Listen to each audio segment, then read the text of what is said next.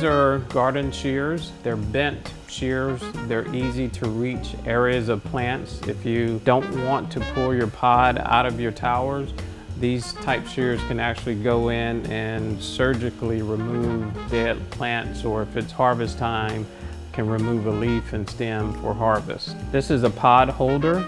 This is for your pods to fit inside your tower. It has space for you to simply pull your pod out when it's time to replace your plant or to inspect your plant roots. And of course, they go inside of your tower.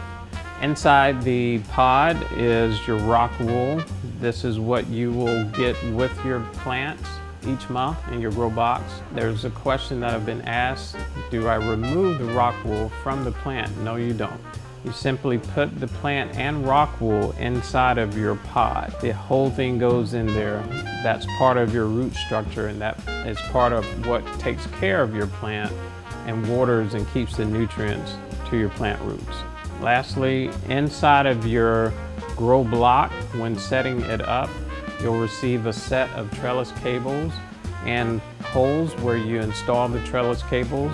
They're already measured and cut to length. So the connection points of your trellis are at the pre-drill hole at the bottom of your base box and also at the top shelf underneath. For more videos on how to use your grow block and maximize the impact of your monthly grow box, subscribe on YouTube or visit us online at produceforall.com.